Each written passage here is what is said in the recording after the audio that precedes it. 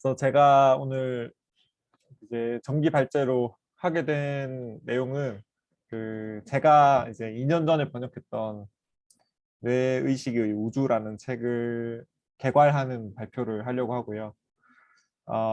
이 책은 제럴드 에델만이랑 줄리오 토논이라는 두 명의 학자가 쓰신 책이고, 줄리오 토논이는 여러분들 뭐 들어보셨겠지만 이제 IIT라는 유명한 의식 이론의 창시자이시고, 이제 이분이 제럴드 에델만하고 그 학문적 커리어의 초기에 같이 일을 하셨어요. 그래서 이 두 분이 이제 공저로 지은 나름의 이제 개념서 혹은 해설서라고 보시면 되고, 2000년에 나왔고요. 꽤 오래됐어요. 그래서 조금 약간 옛날스럽기도 한데, 그래도 에델만이 이제 이 두 분인데, 이제 제럴드 에델만, 줄리오 토논이고, 에델만이 이제 국내에도 여러 번 번역된 그 브라이트 브라이트 스카이, 와이더 댄 스카이, 그리고 브라이트 스카이 앤뭐 브릴리언트 파이어인가?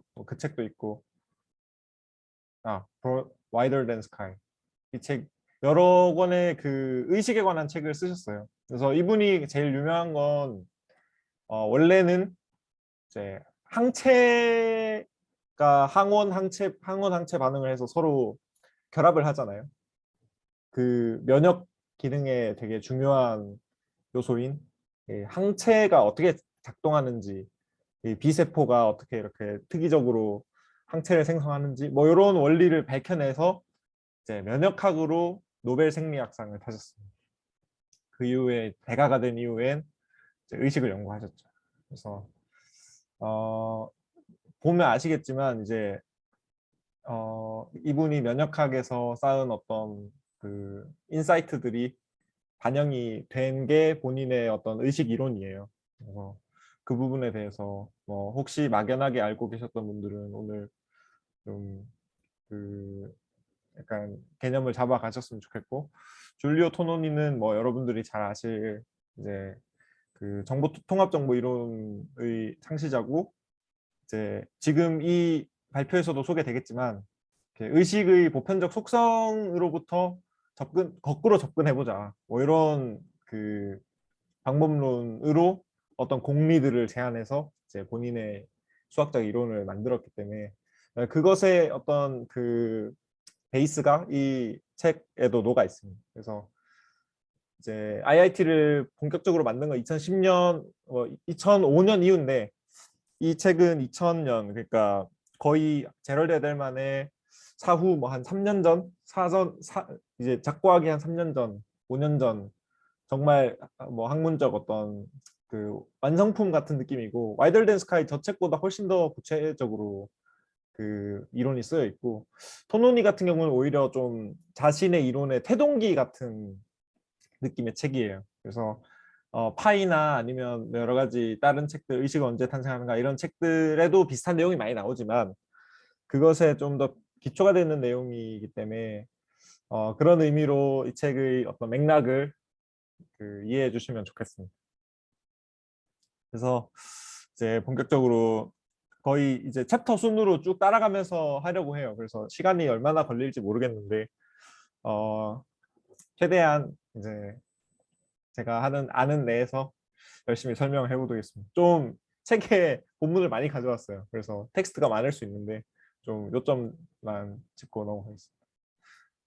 그래서 이제 여기서 세계의 매듭이라는 말이 여러 번 나오는데, 월드낫이라고 부르는 이 단어죠. 그래서 이제 여러분이 이 하늘을 보시면 이제 하늘을 볼 때 어떤 일이 일어나는가를 잘 생각해 보면, 이제 태양으로부터 출발한 빛이 주석 달기 강조를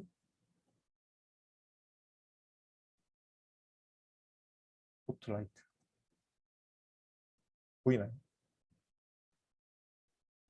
네. 태양으로부터 출발한 빛이 눈으로 들어와서 망막에 맺히고, 이 망막 세포의 변화가 일어나고 그게 V1에 도달하고, 이렇게까지의 일련의 단계는 정기적 반응에 불과한데, 물리 현상이자 정기적 반응인데, 그런데 어느 시점에서는 아주 설명하기 힘든 현상이 일어난다.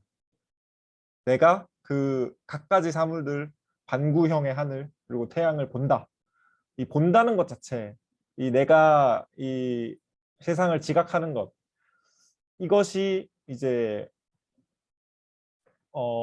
과학적으로 이해하기 이제 힘든, 우리가 이제 흔히 얘기하는 의식 문제인 거고, 이제 혹은 마인드 바디 프로블럼인 거고, 이제 쇼펜하우어는 이 주관적 경험과 객관적 사건 사이의 관계를 둘러싼 이 수수께끼를 이제 세계의 매듭이라고 불렀다고 합니다. 그래서 이제 이 매듭을 풀어보자. 나름의 방식으로 풀든지 아니면 뭐 칼로 잘라버리든지 어떻게든 해결을 해보자라고 하는 게 이 책의 어떤 문제의식이라서 가져왔고요. 되게 세련된 표현 같아요. 그 의식 문제를 서술하는 데 있어서. 그렇고.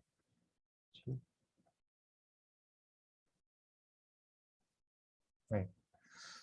그래서 의식 문제가 뭐가 특별한가? 여러분들 뭐 각자 이제 이 모임 통해서 많이들 여러 번 들어보셨겠지만 이제 의식에 대해서는 다른 그 자연과학의 대상들과 달리 이제 대상과 관찰자 간에 대칭 관계가 성립되지 않는다. 무슨 말이냐면 이제 단순히 어떤 그 뇌의 어떤 작용이나 기능을 이해하는 것과는 달리 이 뇌라는 외재적 대상을 과학적으로 표현해야 되는 것뿐만 아니라 그 나의 개인적 경험과도 이 뇌라는 외재적 대상이 내 개인적 경험과 어떻게 연결되는지를 아주 확실히 설명해야 되기 때문에, 그래서 나라는 관찰자가 이 관찰 대상 그 자체라는 거죠.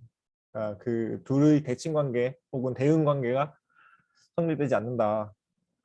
그래서 이제 이분들의 주장은 이제 객관적 서술로는 의식적 경험을 온전히 설명할 수 없다고 주장합니다. 그래서 왜냐하면 이제 내가 그 어떤 색 인식이, 예를 들어 색 인식이라고 하면 아무리 그 신경 기제를 잘 알아도 그 느낌 그 자체가 담겨 있지 않기 때문에 서술과 경험은 다르다. 그래서 어떻게 이론을 잘 만들어도 서술하더라도 주관적 경험은 온전히 설명하는 게 불가능하다라고 전제를 일단 깔고 들어가요. 그래서 이제 할 수 있는 만큼 해보겠다. 그래서 이 이론이, 그러니까 이분 여기 이 책에서 나오는 이론이 어디까지 얘기해 줄 수 있는지를 일단 밑밥을 깔고 들어가는 느낌이에요. 그래서 이제 뭐 감각질 문제나 이후에 이야기할 여러 어떤 그 주관적 경험에 대해서 설명하는 여러 그 도전적인, 이제 토노니의 이론이 되게 도전적이라고 얘기를 많이 듣는데, 이제 이런 그 전제를 깔고 들어가면 이제 조금은 이해가 가죠. 객관적 서술로는 경험을 온전히 설명할 수는 없는데 어디까지 가능한지, 그 어떤 그 의식적 경험의 어떤 측면, 특정 측면은 그 잘 서술할 수 있는 객관적 서술을 찾아보자라는 문제의식을 가지고 이제 접근한다고 보면 되겠습니다. 그래서 이 책에서 이제 세 가지 가정을 깔고 시작하는데요. 그래서 동의하실 분도 계시고 아닐 분도 계실 것 같아서 이제 의식에 대해서 이분들은 세 가지 가정을 하고 있다. 첫 번째는 물리적 가정인데요. 이제 이원론에 기대지 않고도 현재까지 알려진 물리적 과정에 의거해서 의식을 충분히 설명할 수 있다. 우리가 해야 할 일은 의식의 속성들을 동시에 만족시키는 물리적 과정을 찾는 것이다. 그래서 이 책에서 한 가지를 찾아서 얘기를 하는 거고요. 그리고 두 번째, 그러니까 이제 뭐 무슨 양자 중력이니 뭐 이런 것들을 도입할 필요가 없다. 그런 스푸키한 것을 가져올 필요가 없다라는 게 물리적 가정이고요. 두 번째 진화적 가정은 의식이 뭐 우주 보편의 무언가라든지 그런 게 아니라 동물계 내부에서 자연 선택을 하면서 진화한 것이다. 그러니까 자연 선택의 결과물이다. 라는 게 이제 진화적 가정이고요. 세 번째는 감각질 가정이라고 해서 이제 아까 말했듯이 이론만으로는 의식의 어떤 질적 측면, 퀄리아를 감각질을 타인과 공유할 수가 없다. 그래서 감각질을 만들어낸다고 하면 그 감각질을 느낄 수 있는 어떤 적절한 두뇌 구조나 아니면 유기체를 만들어서 아예 느끼게 개로 하여금 느끼게 하지 않으면 그냥 내가 어떤 감각질을 그 의식에 대해서 매우 잘 안다는 사실만으로 어떤 감각질을 내가 느낄 수는 없다는 거죠. 나에게는 그게 체화되어 있지 않으니까. 그래서 각각의 두뇌 구조나 이제 유기체마다 고유한 그 감각질이 체화되어 있다는 거죠. 그래서 이렇게 세 가지 가정을 하고 진행을 하겠습니다. 제가 죄송한데 물 좀 가지고 있습니다. 목이 좀 아프네요.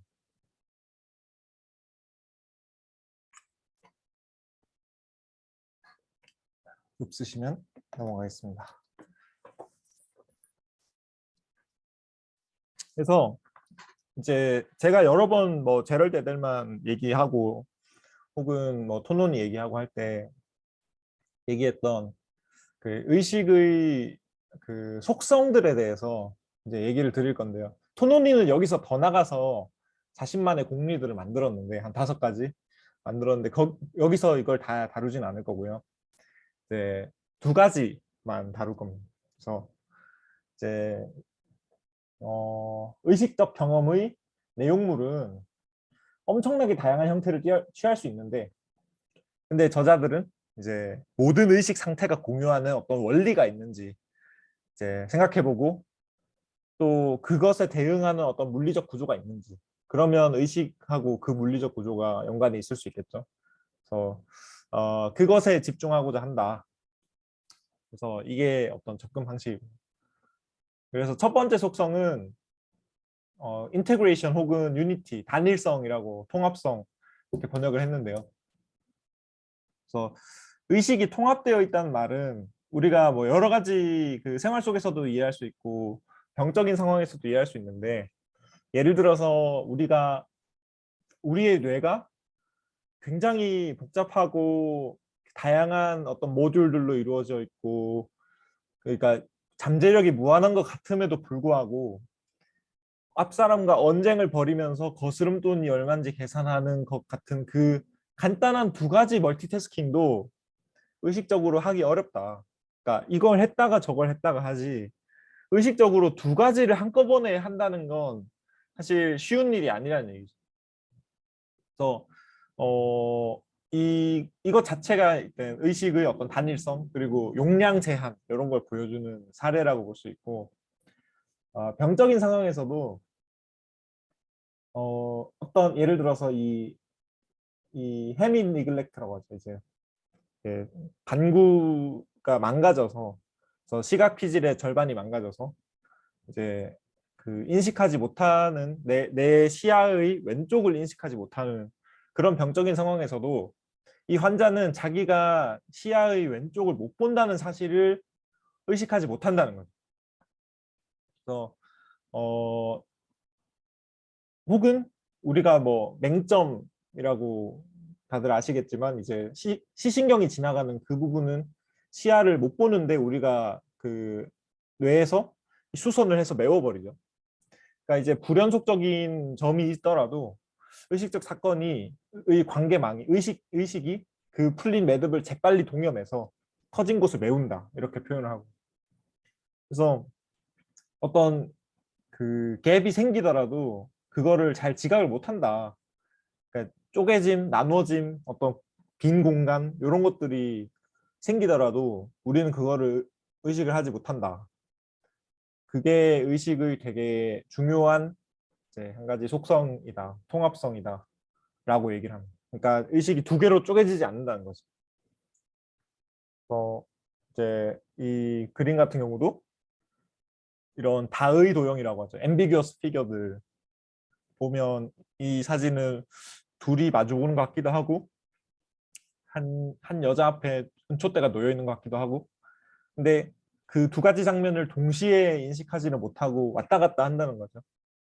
바이노큘러 라이벌리 양안 경쟁도 마찬가지고 그래서 그런 그 하나의 순간마다 하나의 상태만을 가질 수 있다라는 게 이제 의식의 속성이라고 얘기를 합니다.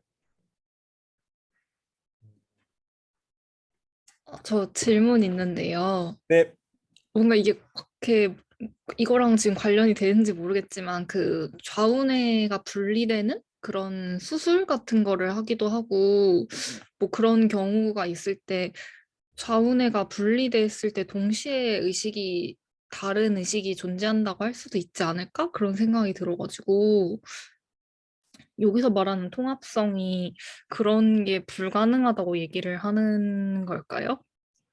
어, 그 분리의 사례가 이 책에도 등장하는데요. 그러니까 대뇌 방구가 연결이 끊어지면 그러면 근데 그러더라도 그 환자 본인은 이제 자신의 뇌 절반이 끊어졌다는 거를 인식하지 못한다는 거죠. 그러니까 이게 그 사람이 정말 의식이 둘로 나누어졌느냐는 논란의 여지가 있는 걸로 알고 있어요. 그래서 물론 뭔가 그 취향이나 이런 게 다른 어떤 그 인격체가 있는 것처럼 보인다라고 주장하는 결과들이 있는데 어쨌든 이 사람의 답할 수 있는 이 언어를 구사할 수 있는 이 사람의 자아에게 물어보면 이제 어떻게든 변명을 하든지 이제 둘러대든지 해서 나의 일관성을 유지하려고 한단 말이에요. 나도 왜 그런지 모르겠고 다른 사람이 사는 것 같다고 하는 게 아니라 이제 뭐 둘러대잖아요. 핑계를 댄다고 하잖아요. 그래서 그런 것 자체가 이제 단일성을 유지하려는 어떤 노력을 보여주는 거고 그리고 그 그렇지만 분리가 된 건 맞기 때문에 이 분리가 된 나머지 어떤 신경 집단들이 어떻게 행동하는지는 나중에 뒤에 또 얘기가 나올 것 같습니다. 그래서 그거는 그때 다시 얘기하도록 하고 그 하여튼 관련이 돼 있습니다. 관련이 돼 있고 그 책에서도 그 얘기를 하고요. 음, 그러니까 이제 포인트는 그 불린의 증후군을 겪더라도 그 환자들이 본인이 뭐 자기는 오른쪽이 안 보인다든지 뭐 이렇게 얘기하지 않는다는 거죠. 두 번째 의식의 속성은 이 책에서 말하는 아주 중요한 속성은 복잡성 혹은 정보성이라고 하는데요. 이거는 저번에 제가 몇 번 얘기한 적이 있는데 우리가 매 순간 경험하는 의식 상태는 서로 다른 행동을 초래할 수 있는 그러니까 결과물이 달라질 수 있는 수억 수조 가지 사건 중 하나다. 그러니까 우리가 겪으면서 세상을 살아가면서 똑같은 장면을 똑같이 경험하는 일은 거의 없을 거란 말이죠. 그래서 일생 동안 얼마나 많은 장면들을 마주하게 될지 생각을 해보면 이제 거꾸로 생각을 해보면 그런 식으로 여러 가지 정말 많은 수의 사건이 우리 뇌에 표상이 되는 거잖아요. 우리 뇌가 그 사건들과 1대1 대응되기 때문에 이제 의식을 할 수 있는 건데 그렇게 거대한 레퍼토리가 있다는 것이 의식의 복잡성을 보여준다. 그렇게 수많은 사건들을 표상할 수 있는 어떤 잠재력이 있다는 것 자체가 이제 우리 뇌 신경계의 특성인 거고 또 의식의 속성인 거죠. 그리고 이제 왜 정보성이라고 부르냐면 이제 그 이제 이런 거죠. 제가 정보 이론을 막 잘은 몰라서 이제 정확하게 설명할 수 있을지 모르겠는데, 그러니까 그 내가 주사위의 어떤 주사위를 예를 들어서 뭐 그 5가 나왔다는 사실을 알고 있는데 이제 맞은편에 있는 사람은 뭐가 있는지 모르잖아요. 확률이 6분의 1이란 말이죠. 근데 제가 이거 사실 홀수야. 나는 5라는 거 알고 있으니까. 홀수야라고 하면 1, 3, 5 중에 하나가 되겠죠. 그러니까 맞은편 사람이 내가 쥐인 숫자에 대해서 조금의 정보를 전달받은 거죠. 그 또다시 말하자면 다르게 말하자면 불확실성이 줄어들었다. 그래서 정보의 증가와 불확실성의 감소가 정보 이론에선 동의어인데요. 의식에서 적용해서 말하자면 내가 수많은 그 경험할 수 있는 어떤 장면의 가지수 중에 무엇을 경험하게 될지를 우리 뇌가 어떤 상태이냐에 따라서 그게 결정이 되는 거죠. 그러니까 뇌가 엄청나게 많은 정보량을 담고 있기 때문에 그 여러 가지 장면들 중에 어느 특정한 하나가 될 그 불확실성이 감소하는 거고, 그러니까 이제 그게 뇌의 상태와 나의 의식적 경험이 1대1 대응이기 때문에 어, 뇌의 여러 신경 집단들이 이제 파이어링 할 수 있는 그 가짓수가 엄청나게 많기 때문에 그것에 1대1 대응이 되어서 수억 수조 가지 사건들을 얘가 코딩할 수 있는 거죠. 그래서 그게 뇌가 복잡하기 때문이기도 하고 이제 의식이 복잡한 것도 그것 때문이다. 그 의식이 수많은 가짓수 중 하나라는 사실, 그게 의식이 많은 정보를 담고 있다라고 이해하시면 될 것 같고요. 그래서 다시 말해서 하나의 의식 상태가 예를 들어서 지금 제가 보고 있는 요 장면, 요게 제가 여태까지 살아오면서 봤던 뭐 수억 수조 가지라고 해도 모자랄 정말 많은 어떤 의식적 상태들과 다른 어떤 하나의 상태이기 때문에 배제 혹은 구별되기 때문에 이제 나의 의식은 그만큼 복잡하다. 예를 들어서 뭐 주사위는 6가지 종류밖에 없고 또 뭐 발광 다이오드는 켜짐 꺼짐 이 2가지 상태밖에 없는데, 혹은 나의 그 모니터라고 하면 모니터가 표시할 수 있는 픽셀 개수, 픽셀의 밝기 가지수가 픽셀 곱하기 픽셀 수 곱하기 픽셀마다 표시할 수 있는 색깔, 뭐 예를 들어 뭐 16비트다 그러면 2의 16승 해서 뭐 그런 수가 나오겠죠. 그러니까 그 2의 16승 곱하기 1920 곱하기 1068 해서 1080 해가지고 어떤 수가 나올 텐데, 이제 그 가지수만큼 여러 가지 장면을 이 모니터가 표상할 수 있고, 그렇지만 그래서 이제 우리가 그 어떤 모니터 상에서 화면을 볼 때 이제 지금 제 앞 모니터 앞에 띄어져 있는 화면이 어떤 의미를 지니죠. 이제 그 어떤 제가 말한 어떤 가지수 내에서 특정한 가지수이기 때문에 의미를 갖는 건데, 그게 다른 랜덤한 아무 상태랑 지금 제 모니터 상태가 매우 다르기 때문에 특정한 하나의 장면이기 때문에 이제 그런 의미에서 얘가 정보성을 갖는 건데, 이제 의식의 정보성은 비유할 수 없을 만큼 크다. 그런 얘기가 책에 나옵니다. 그래서 제가 주절주절 했는데 이해가 되셨을지 모르겠네요. 그래서 의식이 이렇게 2가지 통합성과 복잡성의 2가지 특성을 가지고 있는데, 이제 어쨌든 뇌랑 관련돼 있을 테니까 뇌에서 이 2가지 속성을 가진 어떤 존재가 있을까 하면서 이제 접근에 들어가는 거거든요. 그래서 뇌와 신경 해부학에 대해서 아주 간단하게 나오는데, 이제 토노니 이분은 의사고 에델만 이분도 이제 생물학자라서 생물학적 베이스에 대해서는 뭐 부족함이 없을 텐데, 그래도 읽기 쉽게 엄청 간단하게 뭐 뉴런은 어떻고 뇌는 어떻게 돼 있고 근데 이렇게 설명하셨는데, 이 책에서 조금 의미 있게 볼 만한 어떤 그 뇌를 서술하는 데 있어서의 특징, 다른 책에서 발견되지 않는 3가지 그 위상학적 배열 구조, 토폴로지컬 어레인지먼트라고 부르는데, 그렇게 뇌를 구분지어서 이제 묶어서 설명을 하거든요. 첫 번째는 시상피질계, 탈라모콜티컬 시스템. 이 시상피질계는 이제 이 책에서 말하기는 그물망과 같은 구조다. 우리가 그물망을 생각해 보면 그물망의 한 부분을 딱 건드리면 전체가 출렁출렁거리죠. 왜냐하면 유기적으로 그물망이기 때문에 유기적으로 연결되어 있고, 완전 끝부분이라도 어느 부분을 흔들거리면 여기에 그 떨림이 전달이 되죠. 그런 게 시상 피질계의 특징이다.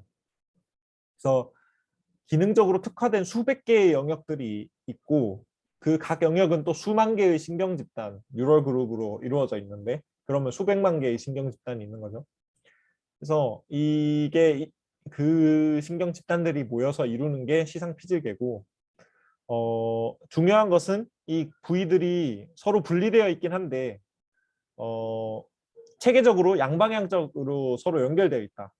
그게 중요한 부분이고 그렇기 때문에 그물망처럼 이루어져 있고 한 곳의 변화가 나머지로 빠르게 전달된다.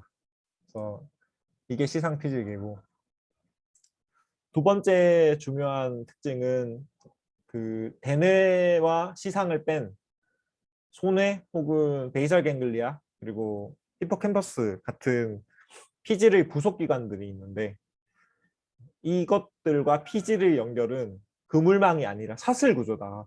그러니까 고리와 같다고 얘기하거든요. 그러니까 피질에서 나와서 예를 들어 소뇌를 거친 뒤에 소뇌에서 뭔가 프로세싱을 하고 다시 피질로 돌려 보낸다는. 그래서 입출력 구조가 있고 그래서 피질이 어떤 연산을 해라. 뭔가 운동에 도움되거나 아니면 뭐 기억을 해내는데 필요한 연산을 해라고 하면 이제 그게 그물망처럼 양방향적으로 왔다 갔다 하는 게 아니라 단방향적으로 대뇌에서 신호가 나와서 이제 프로세싱을 하고 돌아간다. 그래서 그 속도와 정확성을 필요로 하는 루틴 실행에 적합하다 이렇게 얘기하고요. 뒤에서 또 나올 겁니다. 마지막으로 세 번째는 가치 시스템이라고 이분들이 명명을 했는데 이제 쉽게 말해서 신경 전달 물질 네트워크예요. 그래서 그 도파민이나 세로토닌이나 그 아드레날린이나 이런 그 신경 전달 물질들을 분비하는 핵들이 이제 뇌간 쪽에 있죠. 그리고 그것들이 대뇌 전반에 투사를 하고 그래서 뇌 전체의 상태를 아주 빠르게 변화를 시키는데 유용하다. 그래서 이런 시스템이 있다. 이렇게 세 가지로 분류를 하고 이것들의 상호작용이 우리의 의식 상태의 형성에 중요한 역할을 한다고 명시를 하고 있습니다. 그래서 중요한 것이 또 이제 뇌의 되게 특징적인 어떤 그 형상이 이제 각 개인의 뇌는 그 생각해 보면 어떤 사람의 뇌도 똑같지 않잖아요. 그래서 어떤 경험을 했느냐에 따라서 하나라도 조금이라도 다른 경험을 하면 그 시냅스가 달라지고 또 프루닝이 일어나고 네, 뇌의 네트워크가 달라질 거란 말이죠. 그래서 그 각 개인의 개인사에 따라서 역사적인 고유성을 갖는다 이렇게 얘기를 하고요. 똑같은 뇌라는 건 존재하지 않고 세포 수준에서 보면 우리 각자의 뇌는 고유하다. 그렇게 고유하기 때문에 뇌를 모델링하고 또 계산에 기반해서 설명하기가 어렵다. 어마어마한 가변성 때문에 뭔가 일반화하기가 어렵다는 거죠. 그래서 그러고 그렇기 때문에 뇌의 조직 및 기능을 보면 그 정해진 규칙이나 계산 그 기법을 이제 수행하기가 어렵고 적합하지 않다라고 얘기를 합니다. 그러면 어떻게 뇌가 그러니까 이제 우리가 예전에 봤던 어떤 계산주의적인 이론 이런 거에서 보면 이제 우리의 정신 세계를 생각해 보면 논리를 따르고 이제 규칙을 잘 지키고 뭐 이런 특징들이 있기 때문에 계산주의적 마음 이론이 대두를 했는데 근데 실제 우리 뇌를 보면 그런 식으로 작동하기가 쉽지 않을 것 같다는 거죠. 그래서 그렇다면 우리는 어떤 원리로 기능하는 건가? 라고 얘기해서 라고 그 문제 제기를 해서 이분들이 제시하시는 게 이제 다윈주의적 관점인데 요건 이따 얘기를 하고요. 그래서 재유입이란 얘기가 이 책에 계속 나오거든요. 재유입이 거의 기승전 재유입인데 리엔트리라고 리엔트리고 원래는 리엔트리고 재유입 혹은 재입력 뭐 이렇게도 번역을 하는데 이제 쉽게 말해서 그 뇌 영역 간에 그냥 양방향적으로 연결되어 있는 거를 제휴입이라고 불러요. 그래서 신호가 왔다 갔다 하는 건데 이제 단순히 왔다 갔다 하는 게 아니라 이게 그 지금 이 피겨가 제럴드 에델만이 쓴 논문에 있는 피겨거든요. 그러니까 신경 집단이 이렇게 있으면 이게 피질이겠죠. 이제 여기서 여기로 가기도 하고 또 여기서 여기로 가기도 하고 또 다시 여기로 주고 이제 서로 양방향적으로 연결되어 있는 건데 이게 왜 중요하냐? 이게 당연한 거 아니냐 할 수 있는데 그렇게 안 연결되어 있는 뇌부위들도 있기 때문이거든요. 그래서 시상 피질계는 시상까지 포함해서 이런 식으로 거의 모든 뇌 부위들이 조금이라도 연결이 되어 있고 물론 강도는 다르지만 이제 그것을 잇는 거대한 촉삭들이 있고 이제 그 굉장히 타이트하게 정보를 주고받는다. 그러면 무슨 일이 일어나냐면 각 부분들이 각 부분들이 기능적으로 특화돼서 특정 신호를 처리하는 건 맞는데 그 특화된 애들이 따로 노는 게 아니라 바로 옆의 혹은 따로 연결된 얘네들 다른 신경 집단의 활동과 매우 광범위하게 동기화가 된다. 사실 여기서부터는 막연해요. 저도 막연하고 그 어떻게 동기화된다는 거냐, 증거가 있냐 하면 뭐 되게 좀그 약간은 의문의 소지가 있는데 당연한 얘기처럼 들리기도 하고 근데 일단은 뭐 감안하고 듣자면 이제 제유입이라는 뇌 그 어떤 현상이 이제 시상 피질계의 기본 구성 원리라고 생각을 하면 이제 그 뉴런들이 서로 동기화되어서 그러니까 정보를 주고받으면서 이제 그 하나의 집단을 이루어서 이제 그 어떤 지각적인 신호가 들어오면 감각 신호가 들어오면 그것을 이제 다른 노이즈들과 분리해낸다는 거죠. 그래서 이제 A라는 신호가 어떤 영역에 이렇게 들어오면 그게 BCD에도 BC 다른 영역에도 전달이 되어서 이게 그 분산적으로 처리를 하고 그리고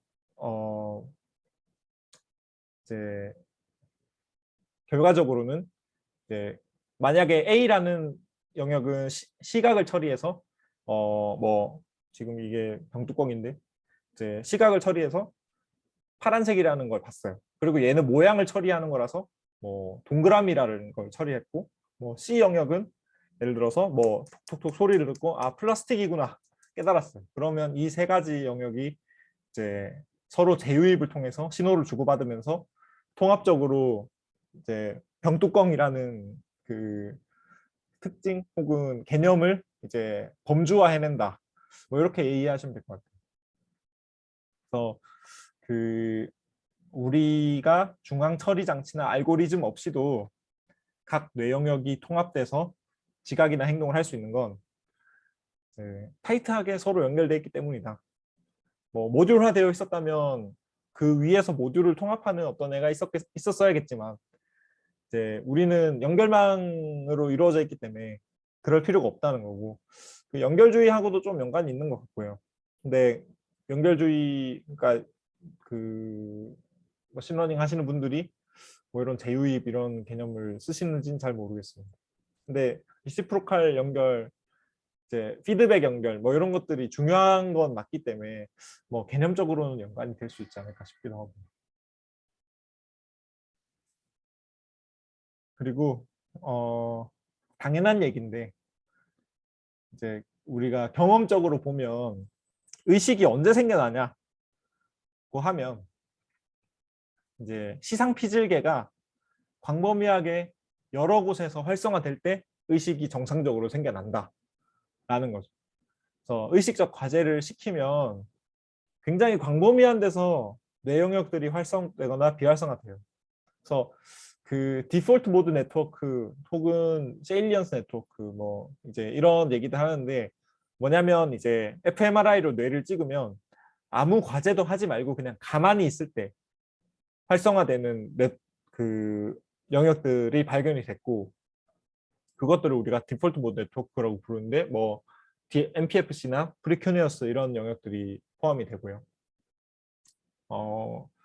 그러니까 요런 네트워크들이 아마 이제 이런 분산된 어떤 신경 대집단, 뇌 전체에서 이제 의식과 관련하여서 이제 서로 타이틀리 연관되어서 활동하는 뇌 신경 집단들의 집합, 이런 신경 대집단일 텐데, 이런 그 fMRI에 나오는 그 레스팅 스테이트 네트워크들은 이 책을 집필할 당시에는 그 발견이 되지 않았어 가지고, 그래서 책에서 얘기를 하진 않는 것 같아요. 근데 제가 생각했을 때 이런 거하고 연관이 있을 것 같고,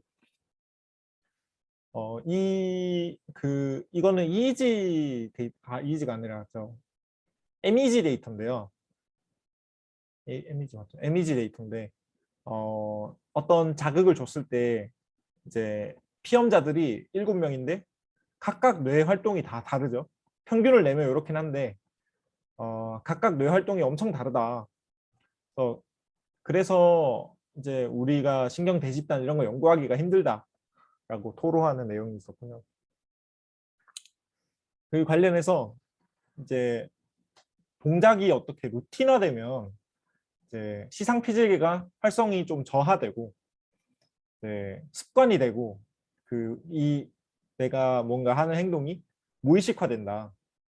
그래서 이제 의식이란 건 내가 새로운 행동을 하려고 할 때, 이제 루틴화되지 않은 어떤 행동을 하려고 할 때 이제 그 시상 피질계 내의 전문화된 어떤 그 성분들이 이제 으쌰으쌰 해서 협업을 해서 어떤 프로블럼 솔빙을 해나가는 거죠. 그런 게 이제 의식이다라고 얘기를 하고요. 다 넘어가고, 의식 소실, 그러니까 이제 의식의 로스가 생길 때는 언제냐 보면, 신경 상태의 레퍼토리, 아까 말했듯이 이제 엄청나게 많은 장면들을 우리가 경험할 수 있는데, 그게 이제 신경 상태가 엄청나게 그 가지수가 많기 때문에 그렇게 우리의 의식 상태가 다양할 수 있는 건데, 1대1 대응이 되니까.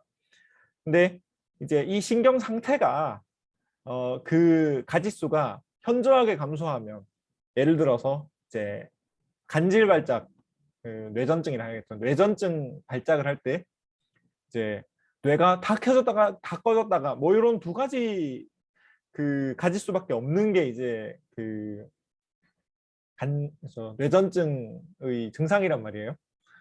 그래서 막 날뛰는데, 그러면 우리가 깨어 있을 때 혹은 의식이 있을 때는 되게 짜잘짜잘하게 신호가 나온단 말이에요. 그러니까 신호적으로만 얘기를 하자면 이제 신호의 어떤 그 다음 신호가 이제 이전 신호로부터 다음 신호를 예측하려고 하면 깨어 있을 때는 되게 어렵고 되게 짜잘짜잘하니까, 간질 발작일 땐 되게 쉬워요. 이제 이전에 왔다 갔다 이전에 높았으면 그 다음은 낮다든지 뭐 이렇게 규칙성이 발견돼요. 규칙성이 있다는 말은 레퍼토리의 복잡도가 낮아진다는 얘기고, 뭐 수면일 때도 마찬가지고요. 그러니까 신경 상태의 복잡도가 몇 가지이냐에 따라서 그게 낮아지면 의식을 잃는 거하고 현상적으로 관련이 있더라 라는 얘기죠. 그래서 여기까지가 우리가 의식과 관련해서 약간 유추 가능한 이제 그 생물학적인 근거들을 얘기를 했고요.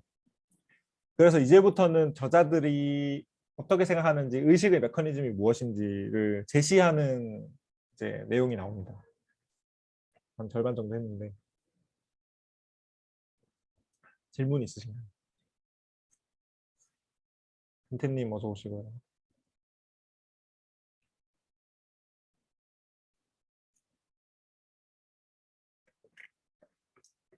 네, 넘어가겠습니다.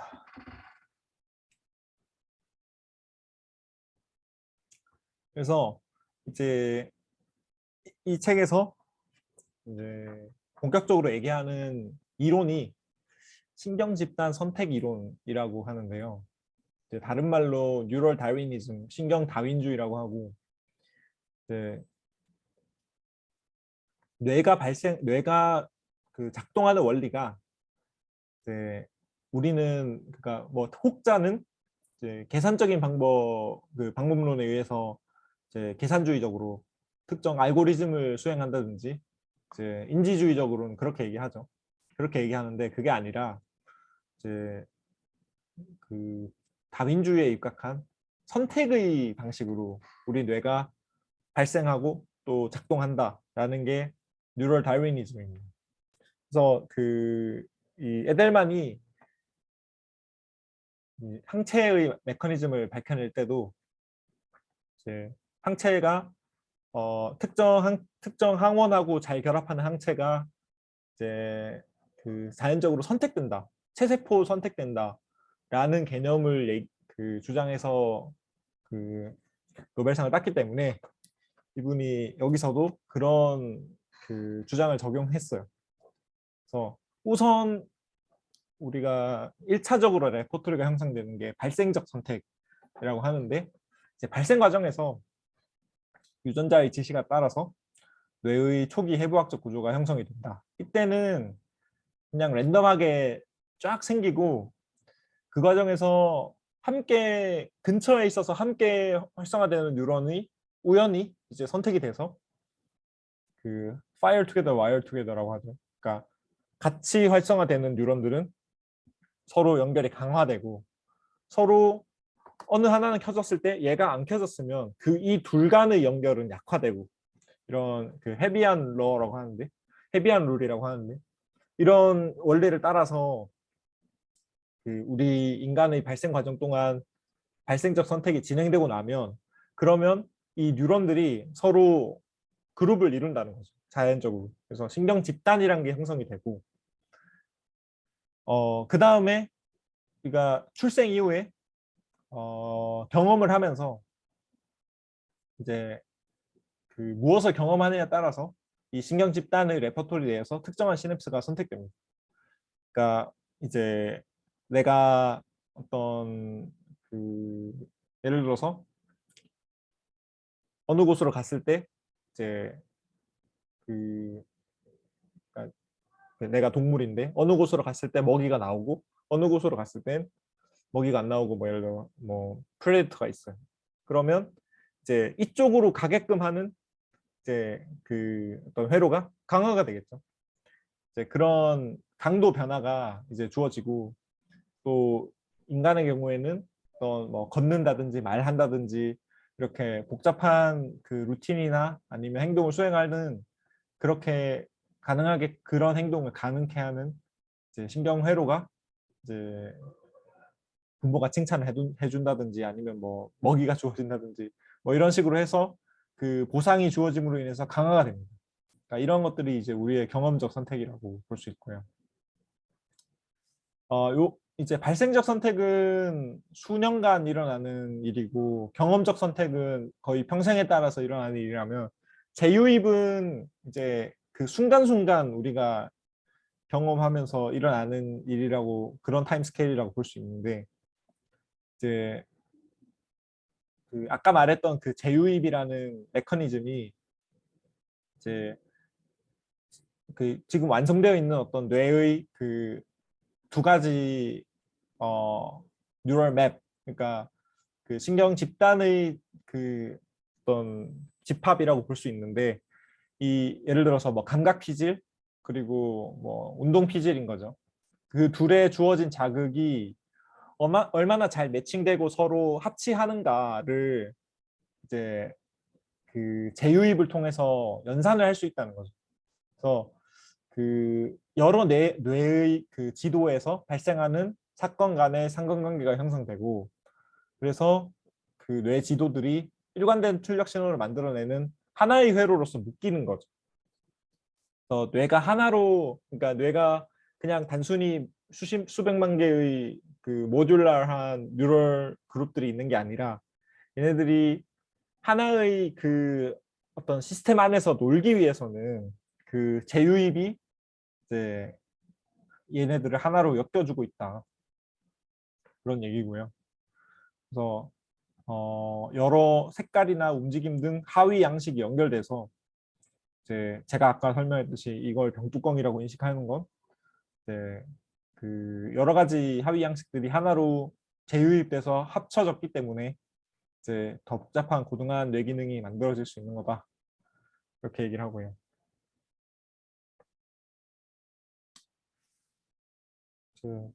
슬슬 본론으로 들어가고 있는데 이제 또 이 책에서 하나 얘기하는 게 그 우리가 보통 뭔가 represent 한다, 뇌가 바깥의 내용을 표상한다 이렇게 얘기하는데 이제 이분들은 표상이라는 말이 잘못됐다고 얘기를 합니다. 그러니까 기억은 사건의 그냥 1대1 복제품이 아니라 일종의 창조다라고 얘기를 해요. 그게 왜 그러느냐? 우선은 그 전역 지도라는 그 개념을 설명을 드릴 건데요. 그러니까 아까 보여드렸던 지금 이 재유입 지도화에서 이런 그 요 메모들 이런 게 그 어떤 뇌의 그 신경 집단이 모인 부위 같은 건데 이제 예를 들어서 그 어떤 시야를 목을 움직여서 이렇게 시야를 따라가는 행동을 한다고 생각을 해보자고요. 그러면 이 감각 퀴즈에서 내가 보는 요 장면을 인식을 하겠죠. 그래서 얘네들이 이제 복잡한 그 전역 지도를 타고 이제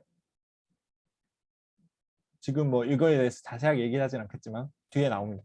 그래서 내가 근육을 어떻게 움직였을 때 감각 내용이 어떻게 바뀌더라라는 걸 이제 복잡한 네트워크에서 연산을 해내서 이제 근육의 아웃풋을 주는 거죠. 그래서 시야에 보이는 게 내 중심에 있으려면 고개를 일로 돌려야겠구나 해서 움직이는 물체를 추적할 수 있게 해주는 건데, 그래서 감각 신호를 요게 내가 추적해야 될 물체야 라는 것을 범주화하고 또 신체의 움직임도 제어하고 하는 게 이제 단순히 그냥 뭐 신경 집단이 어떻게 돼서 이런 게 아니라 좀 더 뜯어보면 이제 그 기저핵, 손해 뭐 이런 그 신경 집단의 집단, 신경 지도들이 이제 걔네들이 또 복잡한 전역 지도라는 어떤 총체적인 네트워크를 형성하고 있다.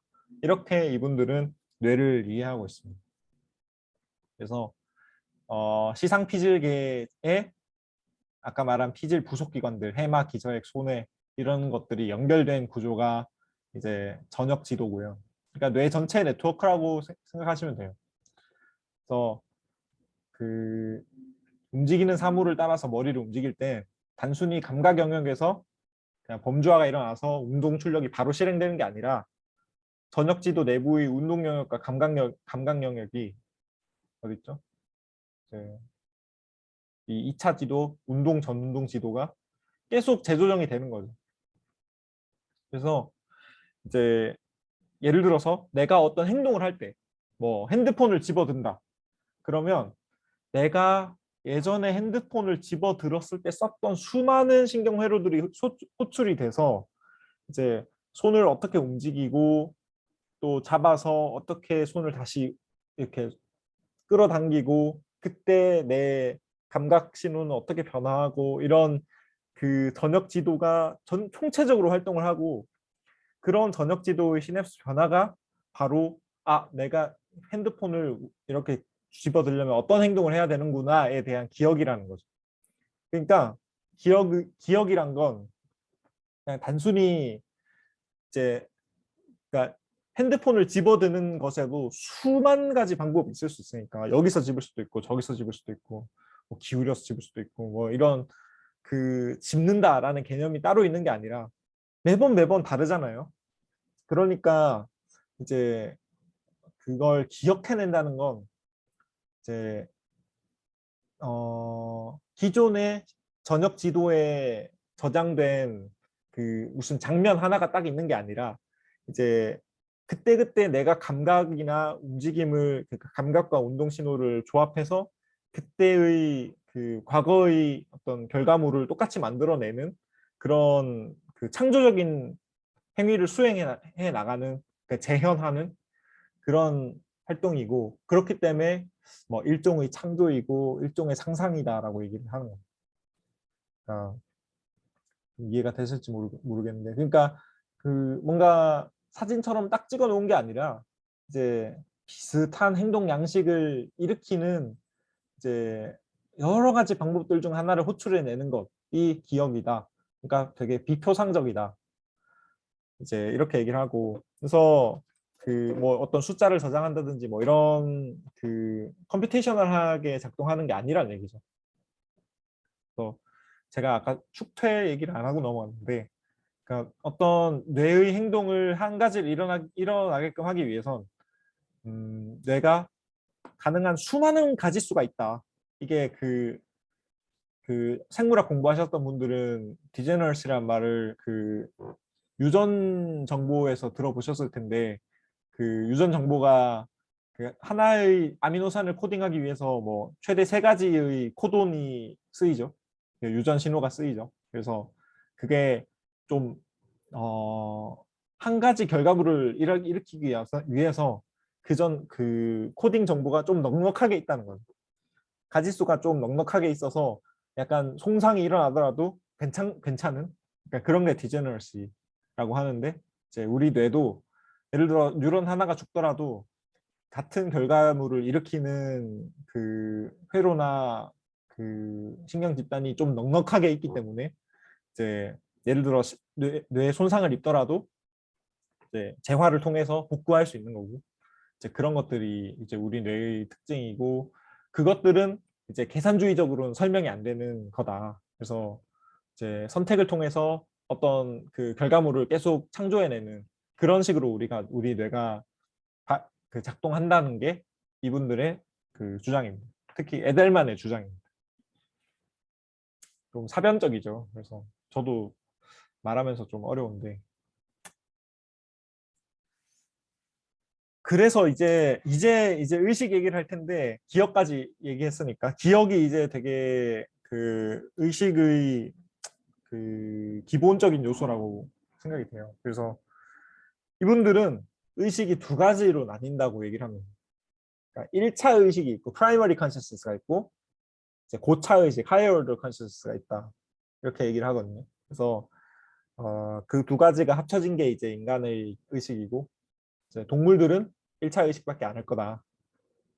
이렇게 얘기를 합니다. 그래서 그 2가지가 분리된 개념이라고 얘기를 하는데, 그것에 대해서는 찬반이 있을 수 있을 것 같아요. 그래서 그런 거는 나중에 또 토의를 해보면 좋을 것 같고, 우선은 이분들이 어떻게 개념화하고 있는지 말씀드리겠습니다. 그래서 1차 의식부터 설명을 드리자면, 이분들은 이제 remembered present, 기억된 현재 이렇게 표현을 하는데요. 그러니까 이제 간단히 말해서 그 현재 나에게 주어진 감각 신호, 그리고 나의 내부에서 오는 뭐 신호들, 내부 뭐 배고픔이라든지 그런 항상성 유지하는 신호들, 자기 신호, 비자기 신호가 합쳐져서 그것이 이제 단순히 그냥 신호로만 남아 있는 게 아니라 잘 범주화가 돼서, 아 요거는 요런 뭐 그 우리말로 하니까 힘든데, 그러니까 오브젝트별로 이제 그룹핑을 시켜서 범주화를 시켜서 이것 간의 연관관계를 인식하고 그 다음에 행동을 잘 처리해내는 그런 그 제휴입 회로가 1차 의식이다라고 얘기를 하는데, 이제 1차 의식에 4가지 전제 조건이 있어요. 지각적 범주화를 해야 되고, 그러니까 이제 이걸 보고 병뚜껑 요거는 그 사물이고 나머지는 배경이다 라는 그 범주화를 해내야 되는 거고, 그러면 그냥 신호가 외부 세계의 신호가 로 시그널로 있는 게 아니라 어떤 의미를 갖는 이제 뭔가 배경과 전경이 분리되는 이런 범주화를 하는 게 이제 일단 필요하고, 그 다음에 그 지각적 범주화의 결과물을 이제 거기서부터 이제 아 이거는 병뚜껑이구나, 그러면 이걸 닫을 때 쓰는 거지, 닫으면 뭔가 좀 더 뭐 이거를 안 쏟아지게 이렇게 만들 수 있으니까 뭔가 이득이 있다라는, 아 이거는 병을 닫는 데 쓰는 거야 라는 개념화를 한다는 거죠. 그래서 단순히 요것만 병뚜껑이 아니라 비슷하게 생긴 얘도 병뚜껑이고 다른 것도 병뚜껑이고 이런 개념화를 한다는 거죠. 그 개념화를 통해서 같이 범주 기억이 작동하는데 이제 개념적으로 범주화를 했으면 아까 말했듯이 이제 왜 이게 개념화가 되느냐? 왜냐하면 이게 이거를 안 닫았을 때 쏟으면 물을 쏟았으면 제가 저의 어떤 그 기분이 나쁘겠죠. 그리고 뭐 닦아야 되니까 귀찮고 그러면 제 생존 본능이 약간 위협받고 뭐 그러진 않겠지만 이제 싫다 좋다가 작동하는 거죠. 그 나의 그 아까 말했던 가치 시스템 그 예를 들어 물을 쏟았으면 아드레날린이 확 나오겠죠. 짜증 나니까.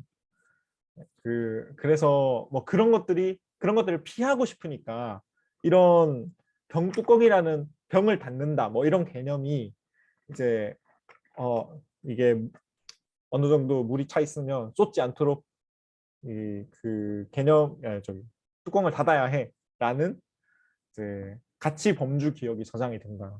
그래서 요런 정도 처리를 할 수 있을 때 물론 요런 연산을 하려면 그 감각 양식을 처리하는 피즐과 또 그 이제 예전 정보들을 불러올 수 있는 어떤 해마, 중격 편도체, 편도체는 공포와 관련된 거고 그런 상관관계 그리고 그것들이 어떤 가치를 지니는지를 기억해내는概念적 범주와 이런 그것들이 체계적으로 일어날 수 있으려면 무조건 제휴입이 있어야겠죠. 요 영역들 간에. 그래서 그런 회로가 주어져서 사실 요거를 뒤집은 거라고 보시면 돼요. 감각 신호가 다 위로 가고 이제 전두엽, 측두엽, 두정엽 이런 그 시상 피질계가 잘 개념화 해낼 때 그러면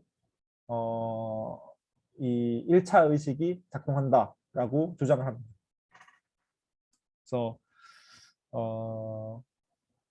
그냥 단순히 감각 신호 로 시그널을 그냥 보는 게 아니라 어느 정도 사물을 분리해내고 얘는 얘를 어떻게 하는 거구나. 얘가 이것들 간의 관계를 이해하고 그게 나의 생존과 어떤 관련이 있지 그 가치 시스템이 알려주고 그래서 어느 정도의 그 이제 정보 처리를 해낼 수 있는 그 상태가 이제 1차 의식인 것 같습니다.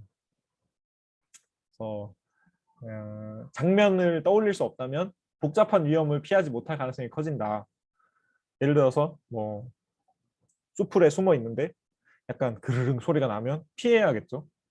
뭐 그르릉이 뭐 왜 났는지와 상관없이 이 그르릉은 이제 나의 편도체를 활성화해서 이건 냉수의 소리겠구나라는 개념적 범주화가 돼서 그러면 도망가야지 라고 해서 이제 운동 신호를 내서 도망을 가는 거죠.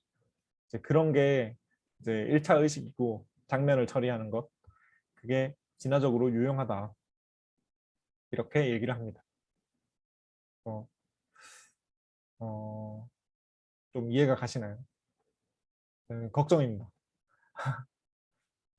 제가 책을 요약하려고 하다 보니 저 책을 좀 요약하는 게 좀 낯설기도 하고 너무 그러니까 논문 한 편보다 엄청 많은 얘기를 하잖아요. 그래서 그거를 요약하는 게 쉽지 않더라고요. 그래서 하고 있긴 한데 한 절반 좀 더 넘게 한 것 같습니다. 질문 있으신가요?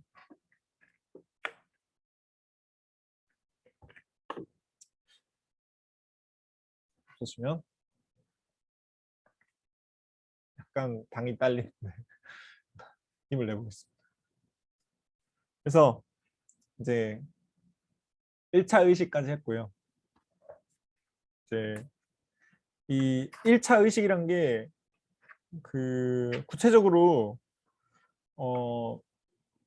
지금 위에서 말한 이 신경 다윈주의 요 이론이 구체적으로 뇌에서 그 어떻게 구현이 되었는가에 대한 이제 이 책에서 주장하는 가설이 다이나믹 코어 역동적 핵심부라는 가설을 제시하는데요. 가설이고요.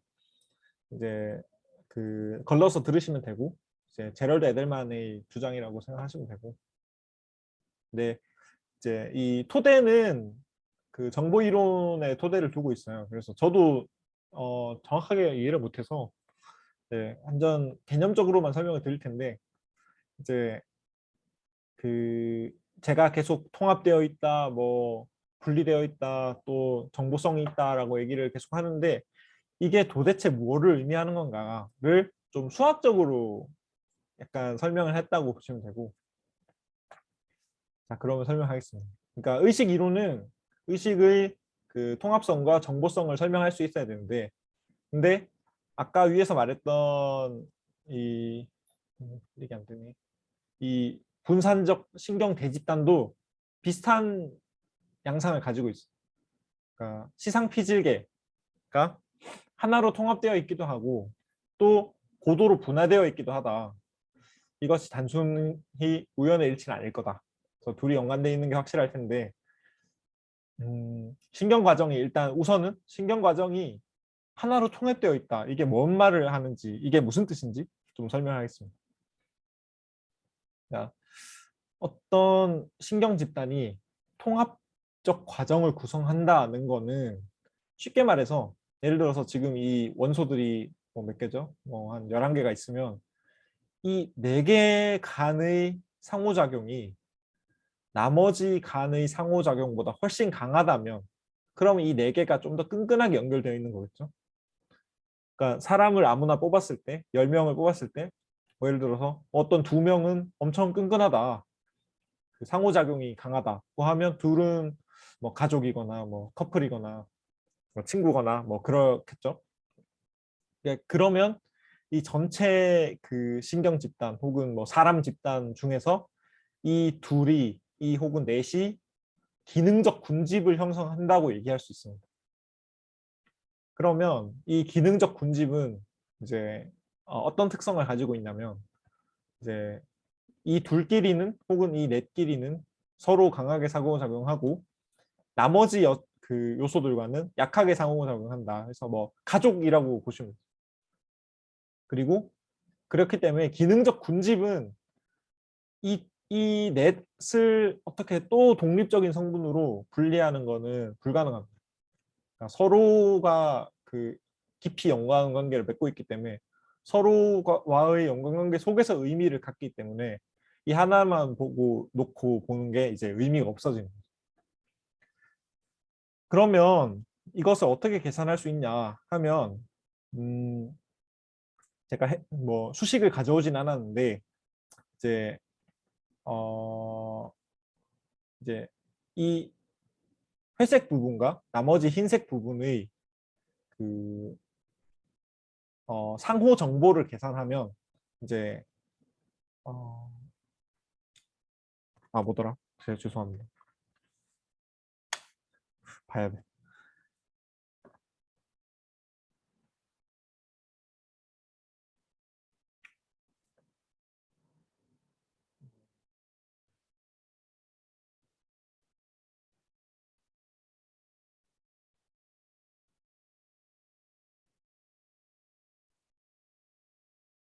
죄송합니다. 상호 정보란 건 그러니까 이 어, 이 회색이 이제 그러니까 이건 엔트로피를 설명하지 않으면 좀 어려운데 어떻게 설명해야 되지? 어, 그러니까 이런 거죠. 그러니까 그 어떤 그 이 예를 들어 요 한 점, 이 개 내에서 어떤 식으로 활동하고 있는지를 이해한다는 건 어떤 의미냐면 이 녀석의 그러니까 전체를 보고 그러니까 요거를 제외한 10개 나머지를 보고 이 하나의 특성을 잘 추측해낼 수 있으면 그러면 이 개는 나머지 개와 잘 연결되어 있는 거죠. 그냥 따로 놀지 않는 거죠. 그러니까 이제 어, 그 상호 정보란 건 이제 한 가지 예를 들어서 회색 내의 정보를 보고 회색 그 요 네 가지가 어떻게 활동하는지를 보고 나머지 바깥의 거를 얼마나 잘 그 예측할 수 있는가, 얼마나 잘 알려주는가를 그 계산을 한다고 보시면 되는데 군집 지수란 건 부분집합 내부의 상호작용과 또 부분집합의 여집합, 나머지 흰색 부분의 상호작용이 상대적으로 세기가 어떤지. 그러니까 군집 지수가 크다는 건 회색끼리는 서로를 보면 그러니까 하나를 보면 서로를 다 잘 알 수 있어요. 예를 들어서 가족 중에 한 명을 보면 나머지 가족들이 어떤 성격일지 예를 들어 좀 예측이 돼. 근데 뭐 옆집 아저씨가 어떤 성격을 가지고 있는지를 안다고 해서 나를 추측하기는 되게 힘들겠죠.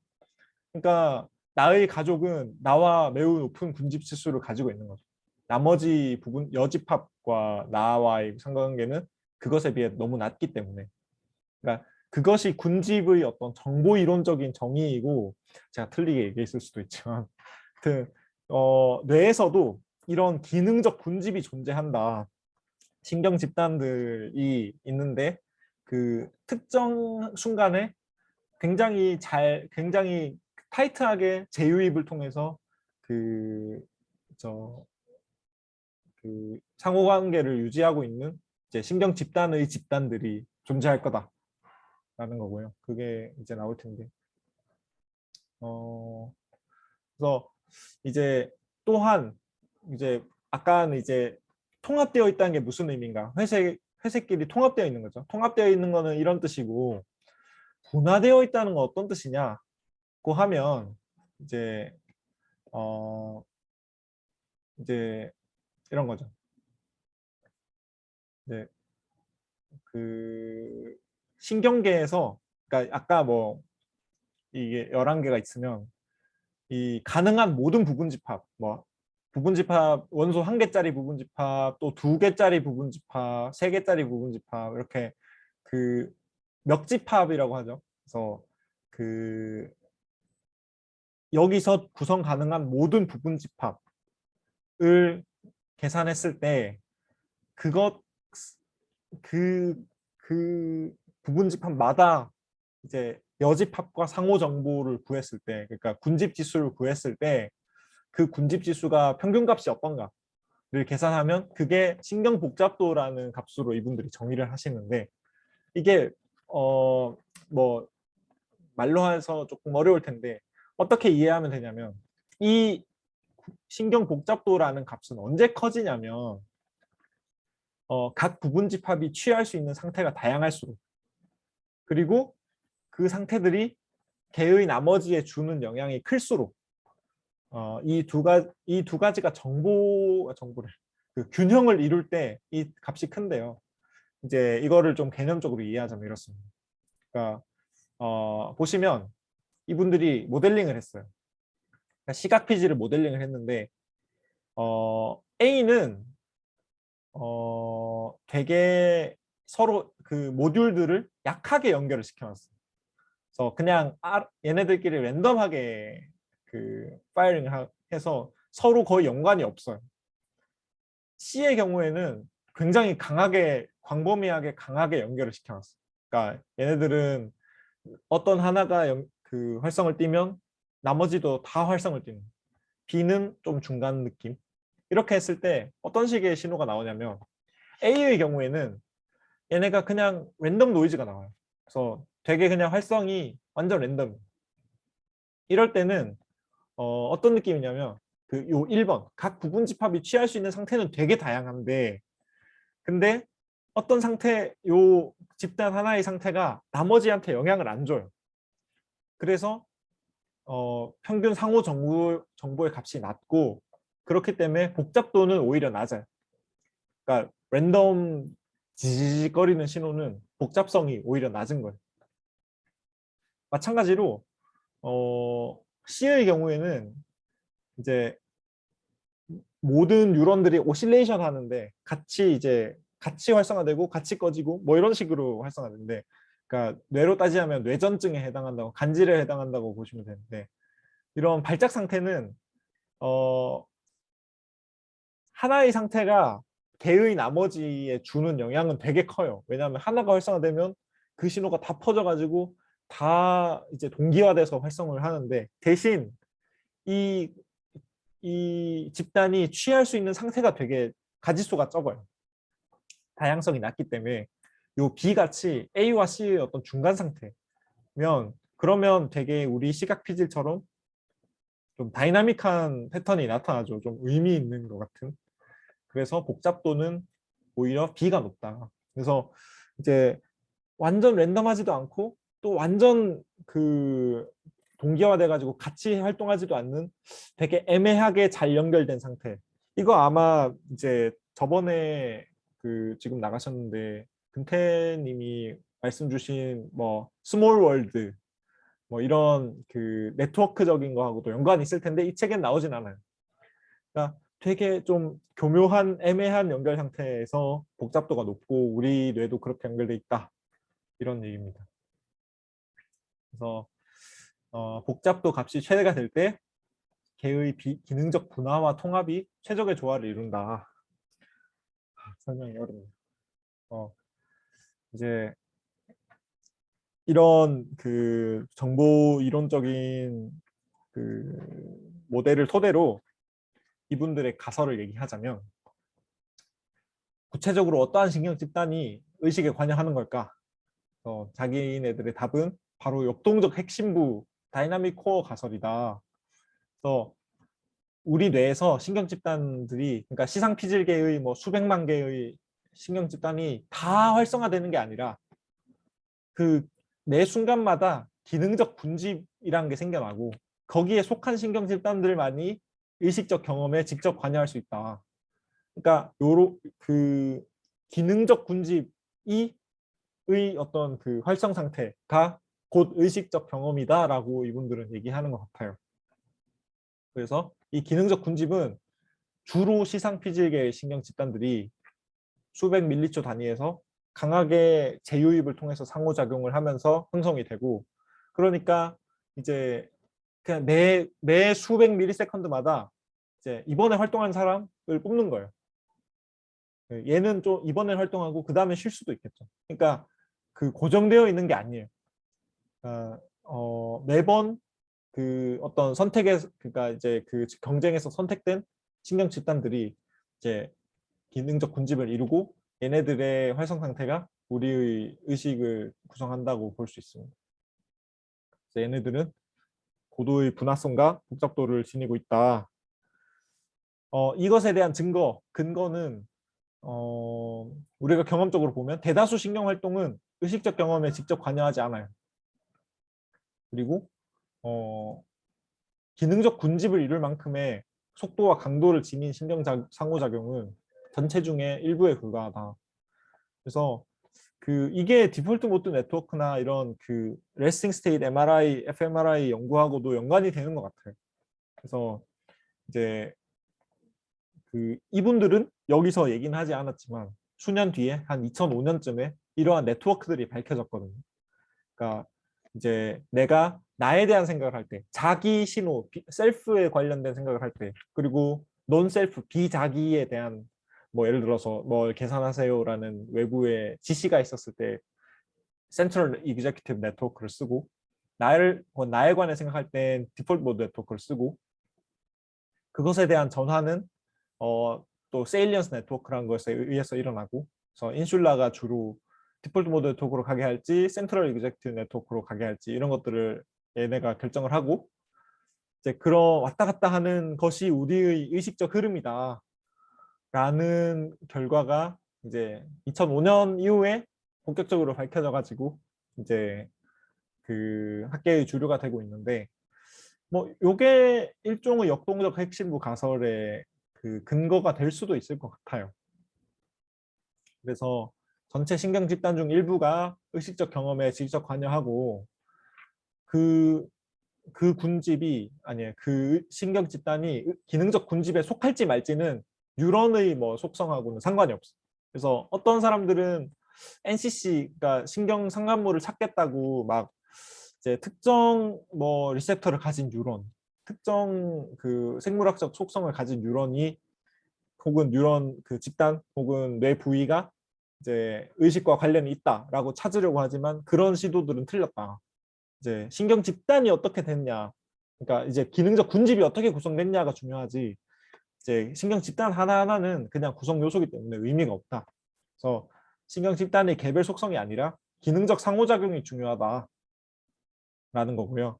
그래서 제자들의 가설을 요약하자면 어떤 신경 집단이 의식적 경험에 직접 관여한다. 직접 관여한다고 해서 조금 그러니까 직접적으로 관여한다 이런 표현으로 약간 우회하는 것 같긴 한데 어쨌든 의식적 경험을 건드리려면 그것과 상관관계를 가지려면 어, 이 시상피질계의 기능적 군집 내에 속해야 된다.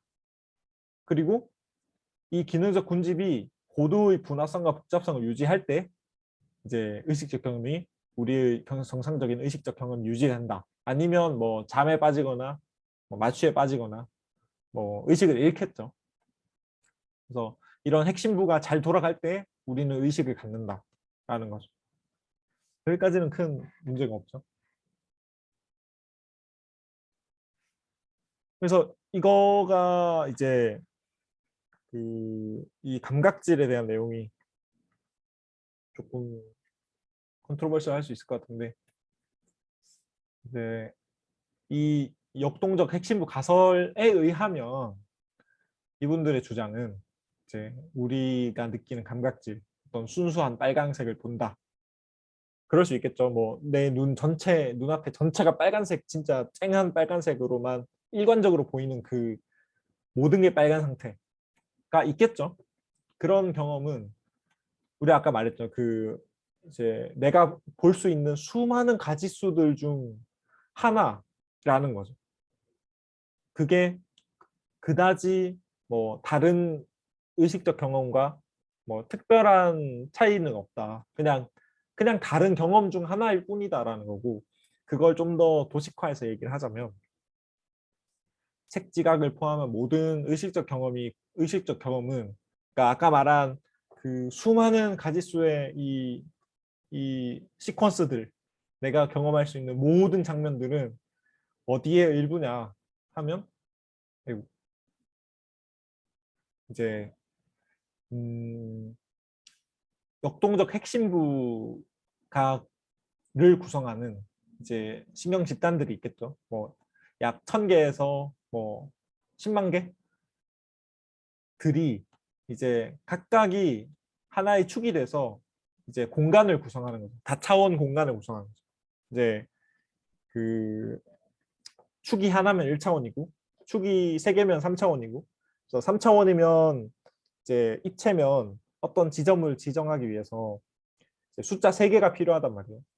그러니까 만약에 이제 지금 요 3차원 시각부터 이해를 해보면 내가 순수한 빨강을 본다는 것은 무엇을 의미하느냐면 이제 3가지 신경 집단이 관여한다고 보면 밝음 어두움을 관여하는 축 그리고 파랑 노랑을 관여하는 축 그리고 빨강 초록을 관여하는 축이라고 하면 신경 집단 이 3개가 있다고 하면 나머지들은 기본값인데 그 빨강 초록 축을 담당하는 신경 집단이 이제 거의 100Hz로 풀로 활성화가 되면 그것은 순수한 빨강을 보는 경험에 해당한다는 거예요. 그게 이제 그 감각질의 정체다라는 거고 이제 근데 요 순수한 빨강이 이 3차원 공간 내의 어떤 한 점에 대응할 뿐만 아니라 신경 집단 그가 이 역동적 핵심부를 이루는 수많은 나머지 신경 집단들도 어떤 활성을 띠겠죠. 그러면 순수한 빨강이 이 내에서만 의미를 갖는 게 아니라 이제 그 수만 가지 차원으로 이루어진 요 다차원 공간 내에서의 한 점에 불과하다는 거죠. 그래서 이제 이 핵심부의 모든 그 기능적 군집은 이제 하나의 공간상에서 묶이고 같은 원점을 공유해서 이 다차원 공간을 유지한다. 그래서 그 이 역동적 핵심부가 정의하는 이 n차원 신경 공간 속 한 점에 대응되는 특정한 신경 상태가 순수한 빨강의 느낌하고 동일하다고 얘기를 합니다. 왜 동일한지는 모르겠어. 왜 하필 그게 빨간색의 빨간 느낌을 주는지 나머지 그 공간 속 지점과 뭐 어떻게 다른 건지 그런 거는 이 책에서는 그 자세하게 얘기하진 않고 약간 피해 가는데 어쨌거나 이제 이런 식의 그러니까 우리의 느낌이란 것을 이런 식으로 좌표축 위의 어떤 한 점에 대응시킨다는 어떤 개념 자체는 좀 곱씹어 볼 만한 가치가 있는 것 같아요. 그래서 요게 또 주는 의의가 이제 이 n차원 신경 공간에 속하지 않는 어떤 좌표축도 있을 거란 말이죠.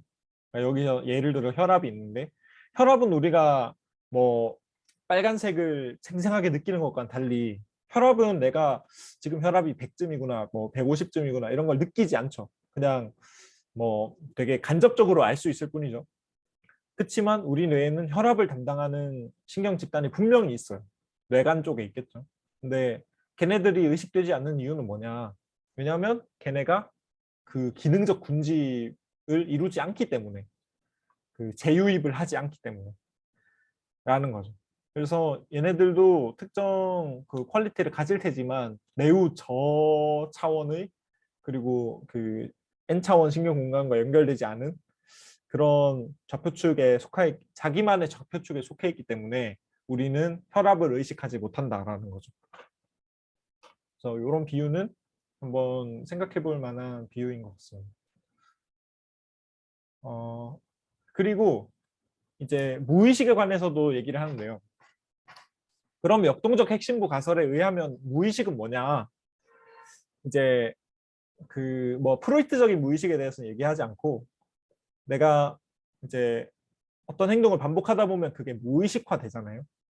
그러면 그게 어떤 식으로 일어나는 거냐고 하면 이제 역동적 핵심부에는 그냥 단순히 군집인 게 아니라 특정 부위에 이제 입출력을 위한 단자가 존재한다. 그러니까 이제 아까 이 전역 지도를 볼 때 이제 감각 피질, 근육 뭐 이렇게 해서 화살표가 있죠. 그래서 이게 그 뇌의 그 시상 피질계 이제 역동적 핵심부로 들어오고 나가는 그런 모듈들이 존재한다라고 얘기를 하고요. 이게 그 뇌의 대뇌 피질 중에 레이어 5라고 이 책에서 얘기하는데 이제 그런 입출력 연결로들이 존재하고 이제 무의식적 루틴은 이 핵심부의 입출력 단자와 연결돼서 이제 예를 들어서 뭐 핸드폰을 집어라고 하면 생각하지도 않고 이렇게 가서 이렇게 집는단 말이에요. 그냥 내가 핸드폰을 처음 집어봤다면 손을 어떻게 움직여서 이렇게 감싸서 이렇게 들고 뭐 이런 걸 할 텐데 그냥 간단 말이에요. 그건 왜 그러냐? 나의 역동적 핵심부가 이제 입출력 단자가 있어서 집어라고 얘기를 하면 이제 그 나의 그 베이설 갱글리아를 통해서 그냥 어떻게 움직일지가 손과 팔을 어떻게 움직일지가 매우 루틴화되어 있어서 거의 그냥 무의식화되어 있어서 그냥 그게 실행된다는 거죠. 그 루틴이 실행된다. 요 정도 떨어진 물체를 집을 때는 이렇게 활동하면 돼라는 게 저장이 되어 있다는 거죠. 그러니까 그게 이제 무의식의 본질이고 어, 그래서 이게 무의식적으로 활동할 수 있는 이유는 왜 무의식이냐 하면 이제 아까 말했다시피 이러한 기저핵, 뭐 손해 이런 대뇌 부속 기관들은 양방향적으로 재유입을 하는 게 아니라 단방향적으로 신호가 나와서 들어간다. 입출력을 한단 말이죠. 입출력을 한다는 말은 재유입을 안 한다는 말이기 때문에 이제 얘는 기능적 군집의 일부가 아니고 그렇기 때문에 무의식이라는 거예요. 대신 빠르긴 하겠죠. 빠르긴 하지만 신호를 양방향적으로 주고받지 않고 이 지금 여기 회색으로 막 이렇게 되어 있는 이게 기능적 군집일 텐데 여기의 일부에 속하지 않기 때문에 핵심부의 일부가 아니므로 무의식적으로 수행된다라는 거고요.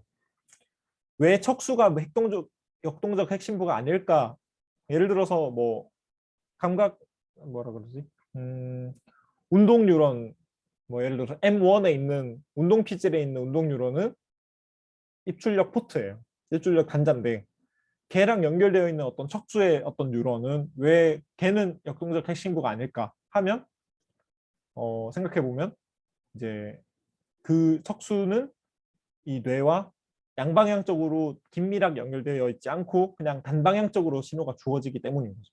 그러니까 걔는 핵심부가 될 수 없는 거죠.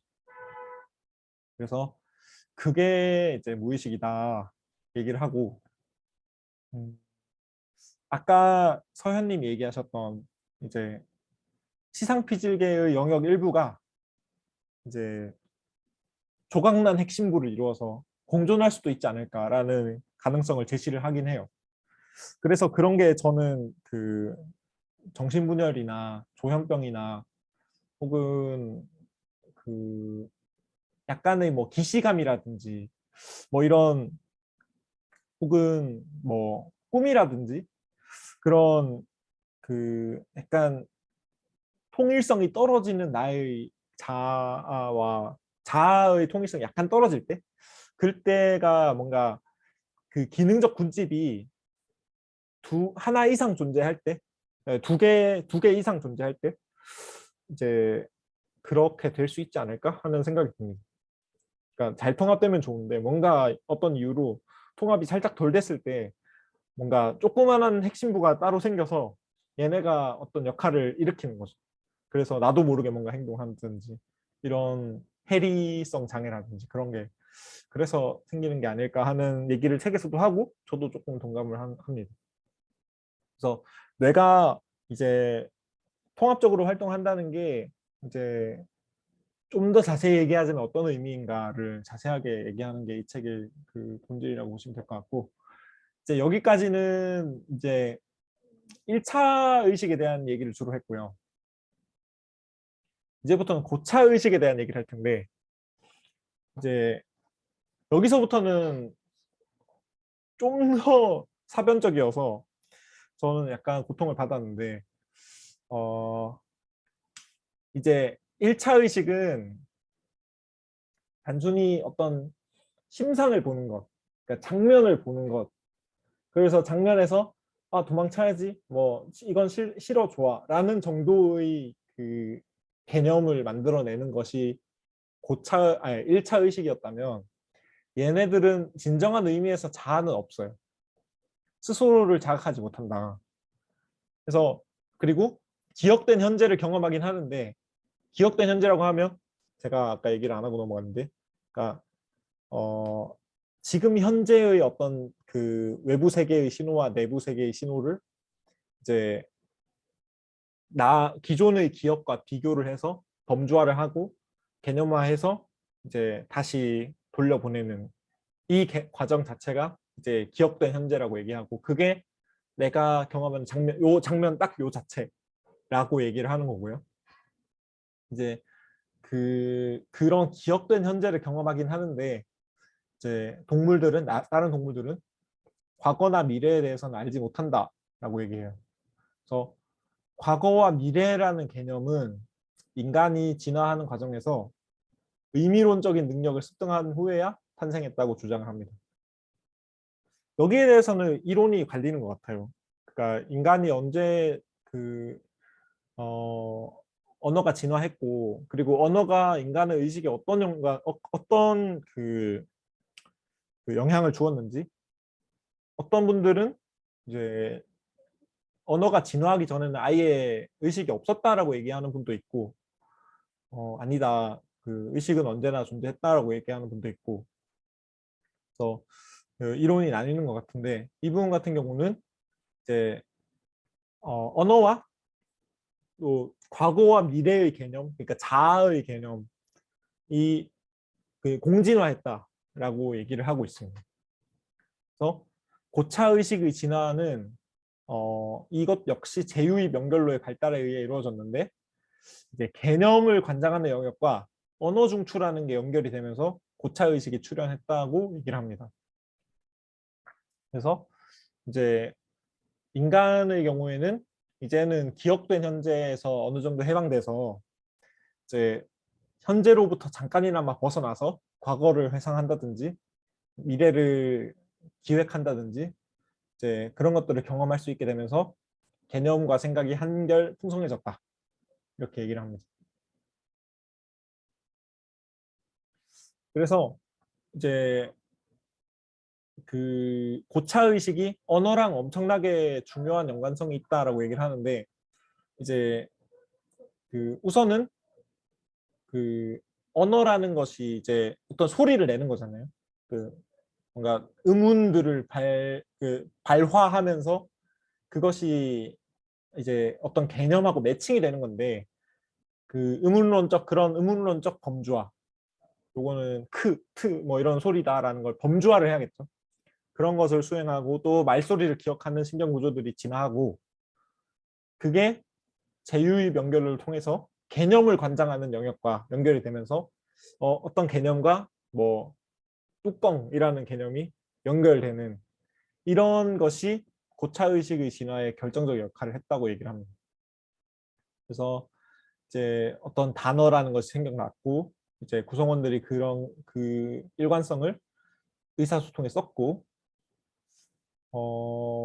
그러면서 이제 언어가 우선은 의문에서 의미가 생겨나고, 또 원시 구문에서 구문이 생겨나는 그런 순서로 발전했다. 그래서 이제 그런 언어 영역이 발달하면서 이제 상징 기억이란 것도 출현했다라고 얘기하고요. 그래서 우리의 인간의 의식적 경험을 한마디로 서술하자면 이제 서술 가능한 감각질, 그러니까 단순히 감각질을 느끼는 것이 아니라 그것을 언어로 상징적으로 표현할 수 있는 게 인간 의식의 가장 큰 특징이다라고 얘기를 합니다. 그래서 만약에 다른 동물들 같은 경우는 이런 의미론적인 능력이 없기 때문에 이제 경험의 특질들과 자기 자아를 연관짓는 그런 그 상징적 조작을 하지 못한다라고 얘기를 하고, 근데 뭔가 코끼리나 아니면 돌고래나 뭐 이런 애들은 좀 할 수 있지 않을까 싶기도 한데, 그래서 그, 이 공진화했다는 게, 그러니까 언어가 가능해지면서 이런 고등한 것들이 한꺼번에 생겨났다라는 그 주장이 얼마나 그 진화적으로 혹은 동물 행동학적으로 이제 검증되어 있는지는 저도 잘 모르겠어요. 그러니까 특정한 고등한 행동들은 충분히 동물에서도, 다른 비인간 동물에서도 나타날 수 있는가 아닌가 하는 생각도 들고요. 그래서 이거는 좀 더 그 토의를 해봐야 될 것 같고요. 그래서 이건 넘어가고, 이제 그래서 이분이 바라보는 어떤 생각에 대한 모델은 이제 우리가 말했던 1차 의식, 그리고 지금 말한 고차 의식, 언어를 비롯한 어떤 추상적인 그리고 그 의미론적인 개념들, 이 두 가지가 섞인 것이 우리 인간의 의식 세계라고 얘기를 하고요. 그렇기 때문에 이제 심상이나 지각, 느낌, 우리도 그런 것들을 느끼죠. 그런 것에 의해서, 그런 것은 1차 의식으로 설명이 가능하고, 이제 비언어적인 어떤 개념과 논리와 그런 것들은 고차 의식을 통해서 설명을 할 수 있다. 그러면 생각이란 것만 할 수 있느냐, 아니면 심상, 지각, 감각, 느낌이 생각을 할 때 반드시 수반되느냐고 하면 이분들의 답은 완전히 분리될 수 없기 때문에, 1차 의식과 고차 의식이 완전히 분리될 수 없기 때문에 생각은 모종의 느낌을 수반한다. 그냥 생각만 흘러가는 건, 고차 의식만 작동하는 것은 이제 좀 improbable하다고 얘기를 하고요. 그리고 모든 생각이 의식적일까라고 하면 이분들의 답은 생각이란 건 그 상징적 조작이기 때문에 1차 의식과 고차 의식 없이는 생각이 발생할 수가 없고, 다만 무의식적 루틴이나 감정이 이제 생각, 그러니까 이 역동적 핵심부가 굴러가는 요 개념적 범주화와 이제 그 언어 영역 간의 제휴의 명결로에 이제 무의식적인 루틴이나 감정이 영향을 미치는 것을 배제할 수 없다. 얘기를 합니다. 그래서 거의 다 됐는데요.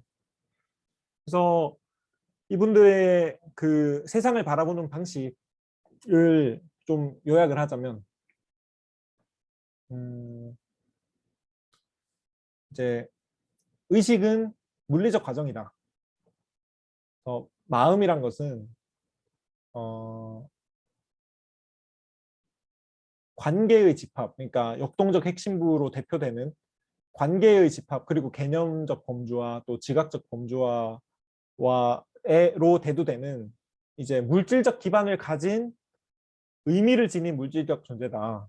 그래서 마음은 원자에서 행동에 이르기까지 뇌의 모든 신경 메커니즘에 의해서 형성되며, 또 의미를 처리함으로써 비물질적인 관계를 형성한다라고 얘기를 합니다.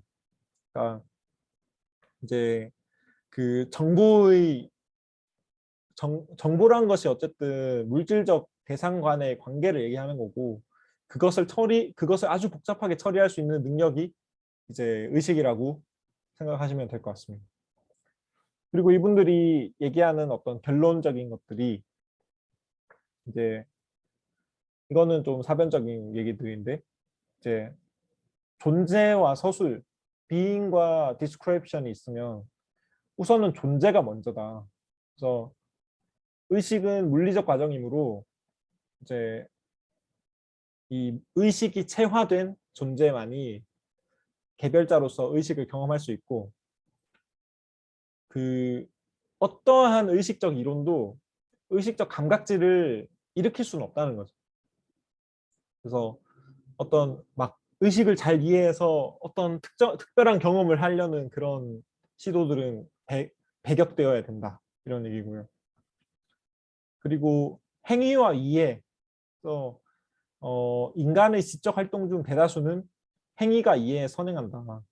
그래서 인간처럼 언어를 구사하면 가끔씩 이해가 먼저이기도 하는데, 우선은 행위에 기반해서 우리의 의식적 그 활동이 이해되어야 된다, 이런 얘기고요. 그러니까 결론적으로는 그 계산주의를 비판하는 이야기라고 보시면 될 것 같고, 마지막으로 이제 자연 선택과 논리가 있는데, 뇌는 튜링 기계가 아니다라고 주장을 하고요. 아까 제가 얘기했듯이 지각과 기억들은 비표상적이며 어떤 절차나 규칙에 구애받는 게 아니라 선택적으로 이제 같은 패턴을 다시 만들어내는 방식을 찾는 것에 그런 과정이다. 그래서 연결주의하고도 연관이 있는 것 같고요. 만약에 이런 딥러닝이 대세가 된 지금의 제럴드 에델만이 다시 이 문제를 들여다봤다면, 혹은 디폴트 모드 네트워크가 발견된 지금의 책을 다시 썼다면 뭔가 다른 얘기 혹은 좀 더 발전된 얘기를 썼을 것 같긴 한데, 그래서 뇌의 핵심 연산은 규칙이 아니라 선택에 의해서 수행되며, 이제 그 신경 부호 같은 것, 뭔가를 더하고 빼고 뭐 이런 그 엄밀히 정의된 무언가는 존재하지 않는다. 뇌는 이제 어떤 가치 시스템이 정해진 규칙에 따라서 이제 이 가치를 뭐 최대화하는 혹은 최소화하는 뭐 그런 그 신경 집단을 선택하는 그런 과정에서, 혹은 뭐 이제 두 영역 간의 이제 상관관계를 최대화하는 뭐 이런 그 집단의 연관관계를 찾아가는 그런 자연 선택적 원리에 의해서 뇌가 작동한다는 게 이분들의 결론입니다. 그래서 제가 생각했을 땐 이제 조금 약간 올드 패션이긴 한데, 그래도 이제 그 챙겨가실 어떤 테이크홈 메시지 같은 것들을 얘기하자면, 이제 단순히 의식이 이제 이 그냥 단순히 뭐 신경적인 혹은 생물학적인 현상이다라고 바라보는 것도 문제가 있다. 이제 분명히 의식이라는 난제는 존재하는데, 그러면 그것을 어떻게 태클할 것인가 하면 이제 의식이 가지고 있는 보편적인 특징을 찾고 또 뇌에서 발견되는 특정 구조가 가진 보편적 특성 혹은 그 시상 피질계죠. 여기서는 시상 피질계의 특성을 찾고 그래서 이 둘이 대응하더라. 그러면 이 둘이 연관관계가 있을 텐데 그러면 어떤 식으로 역동적 핵심부의 작동과 우리 의식의 작동이 연관될 수 있는가 그 상관관계를 찾아가는 그런 식으로 우리가 의식의 신경상간부를 찾아가는 그런 접근 방법이 이제 막연하지 않고 되게 현실적인 바이올로지컬한 어프로치로서의 그러니까 여기서 제한적 실제론이라고 얘기하는 게 단순히 뇌가 그 정보를 그대로 수용하는 게 아니라 우리가 가진 신경 집단이라는 어떤 그 해부학적인 한계 내에서 이제 실제 세계의 그 외부 신호를 해석을 한 결과가 우리의 우리의 경험이라는 거죠. 그래서 우리의 신경 체계에 의해서 제한되어 있다라는 의미로 제한적 실제론이라는 얘기를 쓴 거고. 그래서 그런 프레임워크 안에서 우리의 의식이 작동한다라는 그 전체적인 얼개를 잡기에는 굉장히 괜찮은 책이 아닌가 하는 생각을 하면서 이 발표를 준비했습니다. 그래서 제가 준비하는 건 여기까지고 그래서 여러분들이 생각했을 때 이제 이 발표를 듣고 혹은 책을 읽고 이제 세계의 매듭이 뭔가 풀어졌는지 좀 이제 느끼는 바가 있으셨으면 좋겠고 네, 여기까지 하고 뭐 질문 있으면 받도록 하겠습니다. 감사합니다.